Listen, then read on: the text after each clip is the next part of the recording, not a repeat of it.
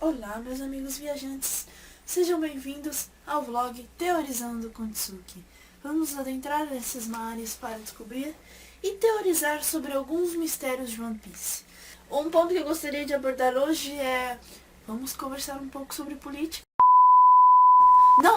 Calma, não cancela o vídeo. Calma, não vou falar anti-Dilma, não vou falar sobre gente coxinha, direita, esquerda, centro... indo em diagonal que nem o Zoro, não. Calma. Eu quero falar sobre teorias políticas. Assim, what the fuck, teorias políticas? Isso ainda vem com umas coisas muito loucas pro vlog. Calma. Eu estava aqui pensando, na verdade. Vocês lembram do Kraken? Sim, o Kraken. O Surume. Aquele polvo gigante que o Luffy fez amizade na Ilha dos Tritões? Pois é, ele mesmo. Por que ele estava obedecendo o Rod Jones, aquele tapado? Porque o Rod Jones tinha aprisionado seus irmãos. Não dá pra dizer se é seus irmãos ou seu irmão. Mas vamos partir do princípio que é seu irmão. Isso daí... perdi. Pera. Lembrei. Falou que eles estavam no Polo Norte e que se o Kraken não obedecesse, se o Surume não obedecesse e matasse a Shirahoshi, que ele estava lá protegendo, pá, ele ia lá e ia matar o irmão dele. Nessa hora o Luffy se reconhece no cara, né? Lembra do Ace e fala assim, não se preocupa, Surume, eu vou cuidar dos seus irmãos. Bonito. Só que aí vem aquela questão. Primeira, onde fica o Polo Norte? Sabemos que já teve uma discussão sobre o Polo Norte e o Polo Sul no mundo de One Piece quando o Shanks e o Bug eram crianças, que eles estavam lá discutindo, pá. Até que é a primeira vez que aparece, eu vou começar a espirrar. Até que é a primeira vez que aparece o Rei Leg. Que eles estão discutindo qual que é o polo mais quente, qual que é o polo mais... ou melhor, qual que é o polo mais frio entre os dois, né? Homens. Então, a gente sabe que existe, mas no mundo de One Piece é meio complicado, você não vê um polo norte e um polo sul. Mas, ok. Outra coisa que podemos pensar na existência desse continente é o Xinjiao. Porque o tesouro de Xinjiao, segundo ele, está num continente de gelo. A gente vê assim, né, gelo pra tudo quanto é lado, pá, no flashback dele.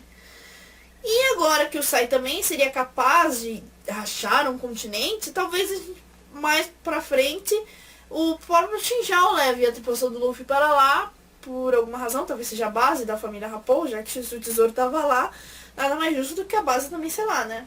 Faria sentido. E o que tem a ver? Mas o que tem de importante? Bem, já é uma promessa que o Luffy fez, então ele vai ter que ir lá pelo menos visitar o bendito do irmão do Kraken. Porque se era pra falar que o cara tava especificamente nesse lugar, podia só, tipo, mostrar assim, pro Rod Jones, ó, seu irmão tá aqui, ó, perdeu o Playboy. Mata a princesa, senão esfola o cara. Vai virar sushi.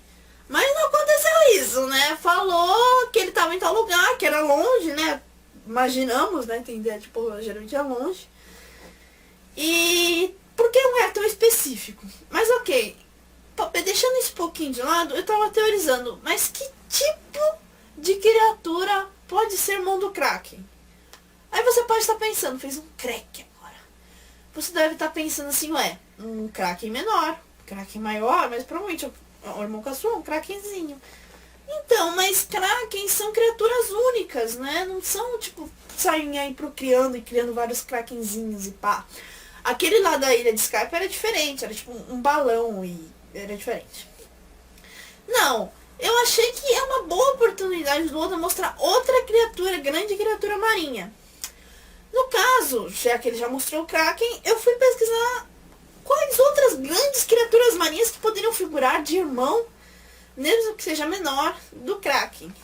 Eis aí que eu encontro uma teoria muito interessante. Uma teoria não, eu encontro um animal, um ser muito interessante. Tá caindo, meu. Que ele pode viver tanto no mar quanto no ar. Sente bagulho. E se não fosse tenso bastante, ele já foi descrito de muitas formas. Muitas formas pelos navegantes. E uma delas é que ele pode ser um grande polvo que se assemelha ao Kraken. Interessante. Outra coisa muito interessante nesse ser mítico, que eu vou falar para vocês o nome mais pra frente, é todo o simbolismo que ele foi usado para representar séculos depois, porque esse ser vem de lendas bíblicas. Esse ser é o Leviatã. Você já ouviu falar do Leviatã? O Leviatã é uma criatura terrível, que assombrava os marinheiros. Um monte de coisa assombrava os marinheiros, né? Tipo, você tava lá no mar, você não fazia os princípios, os primórdios da navegação, você não fazia ideia do que você tava fazendo. Tipo, ver um peixinho dourado, tipo, puta que pariu, um peixinho dourado. Então, ok, né? E você sabe como o pessoal gosta de engrandecer as histórias. Mas enfim, vamos partir de que o grande Leviatã é terrível. Citado por Jó na Bíblia, em alguma parte dela. Enfim. Essa criatura terrível, além de simbolizar o medo e a força absurda, já que ela pode tomar forma de vários animais, ela também ganhou uma simbologia lá para o meados de 1600, significando outra coisa.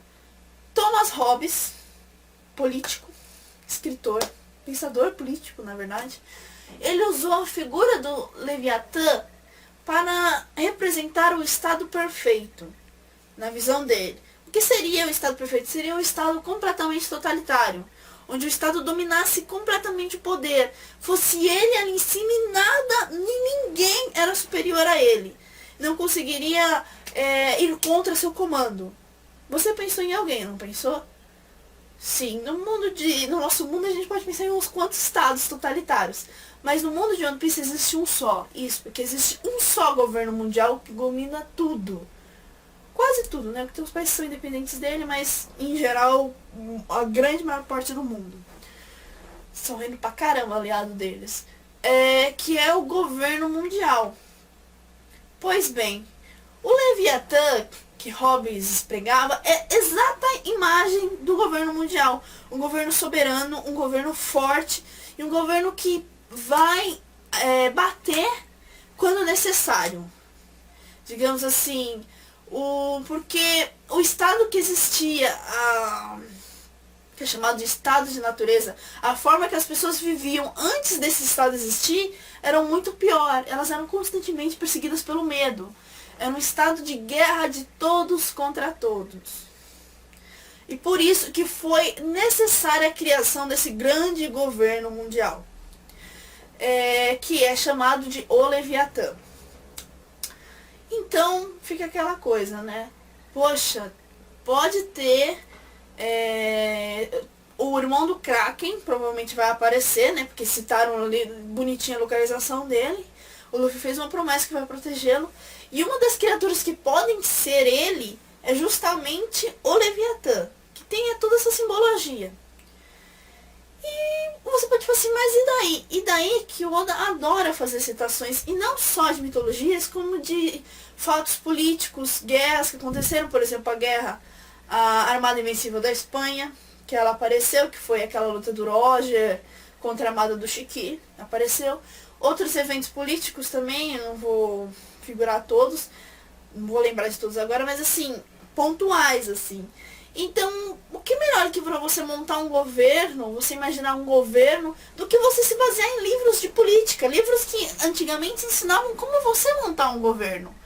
Então, é bem prático, e levando em conta o nível de pesquisas do Oda, é bem possível. Mas o que essa brincadeirinha poderia significar? Poderia significar que, chegando nessa saga do continente gelado, poderíamos estar se nos aproximando digamos assim, um ataque ao governo mundial. Quem sabe o próprio governo mundial não tem esse Leviatã agora em sua posse, agora que talvez os tritões estivessem lá de olho neles, né? Eles tenham fugido depois que Rod Jones foi derrotado. Talvez ele esteja, mas por que ele estaria? Porque, bem, é uma criatura fantástica, é uma criatura milenar. Poderia ser muito útil para o governo, quem sabe.